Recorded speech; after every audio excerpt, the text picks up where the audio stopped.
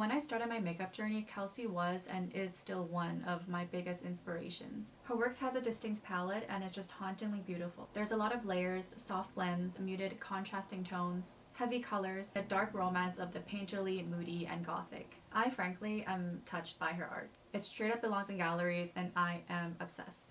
I'm going to talk about the process while recreating her looks in this video, and I hope that this gives you some insight, inspiration, and appreciation that will add to exploring your creativity.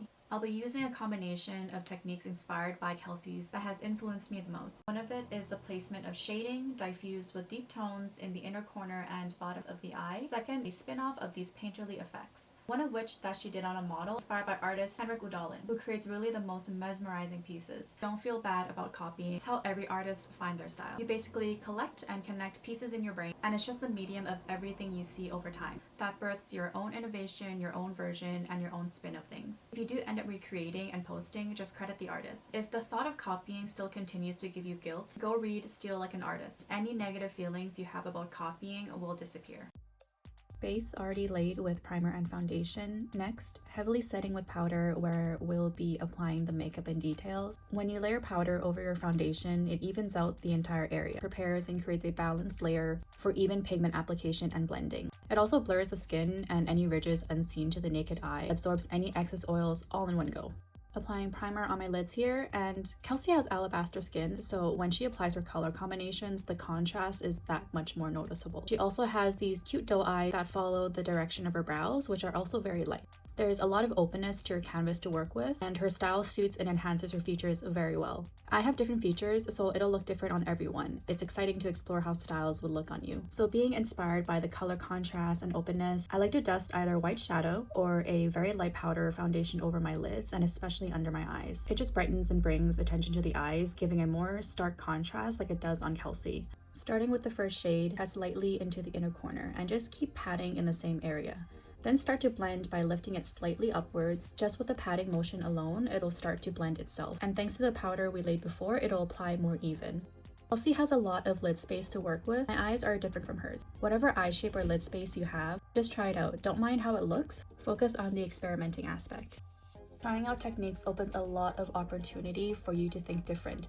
I guarantee you'll still learn something neat. There's only action that will lead you to the places you need for real change. Taking a clean, fluffy blending brush, the basic technique of layering is where your depth of colors are going to come from. Keep going back and forth, so you're diffusing, blending, but sometimes it takes away from the pigment. We're just going to go back with the packed brush at the inner corner again and just repeat blending and applying. Just take your time with layering. This is one of my favorite areas to blend because of Kelsey. It's the under eye. It's basic if you're doing just a glam smoky eye, but she just expands it a little more. And when your brush just starts blending out the curve under your eye, it's almost therapeutic. Starting at the outer corner, keep it tight under that area and just pat, pat, pat back and forth. Light hand, sweeping motion. It'll just naturally hug the curves and diffuse on its own. Basically just paints itself. Switch to a clean blending brush, and with the light hand again, blend the same area. You're going to allow the shading to go a bit outwards from that corner, so it's going down and outwards.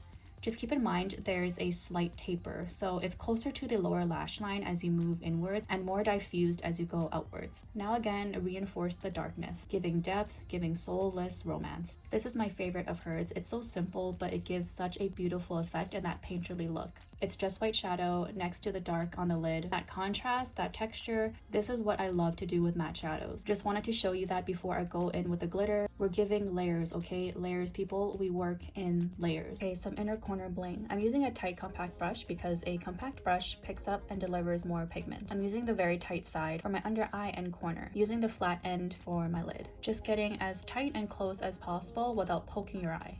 Important step. Tight lining. This is where you're using a black liner to fill in the spaces between your lashes. This will help your lashes look more cohesive. Without tight lining, you'll sometimes see the gap. We don't want that. We want everything to blend. To prevent poking your eye, just close your eyes and then lift with the finger slightly and then fill. And for the bottom, I'm just going to add a deep black shadow really tight up against the waterline. I'm not going to add the liner to my actual waterline though, just because I think it might close my eyes a little bit too much. Another detail to note in her works are her style of lashes. They are cut up in pieces and then applied instead of using the entire strip as is. In this look, it seems like 2 layers of lashes stacked. Either she has extensions or a very simple base lash that she added snippets to give some variety in wispiness. This is the first lash. I'm just going to apply the full strip lash and then use the snippets, which are more longer and dramatic, and then adding it on top and just blending it with that first lash. If you're enjoying this video so far, click like and subscribe to keep up with my videos. I really appreciate it.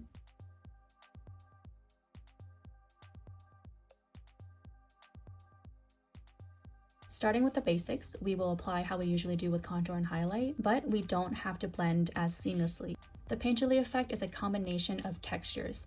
The technique is just applying both cream and powder layered on top of one another with neutral shades, similar to our skin tones. Our tools will be our brushes and fingers. I'm taking a brush and packing it with the lightest cream shade, then directly stippling that on the highlights of my face.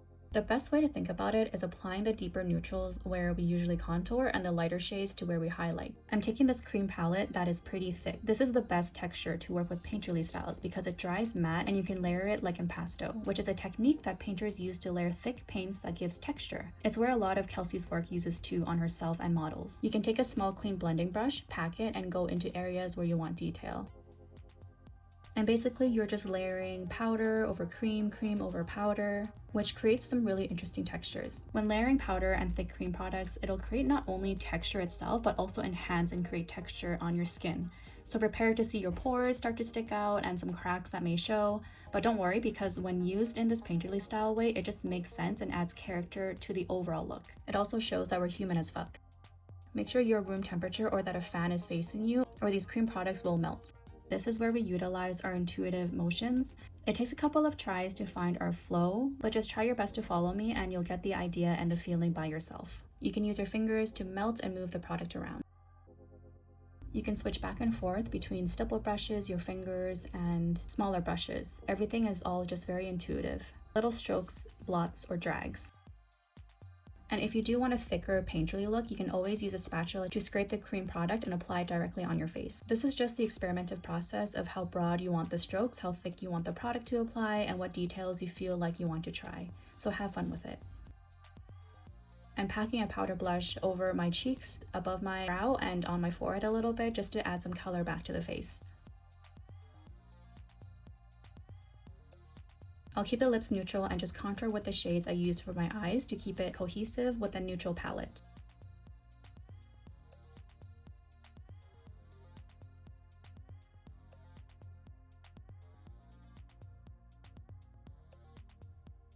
And then taking a small blending brush to pack into the cream product to the lightest shade and applying it to the highlights of my lips.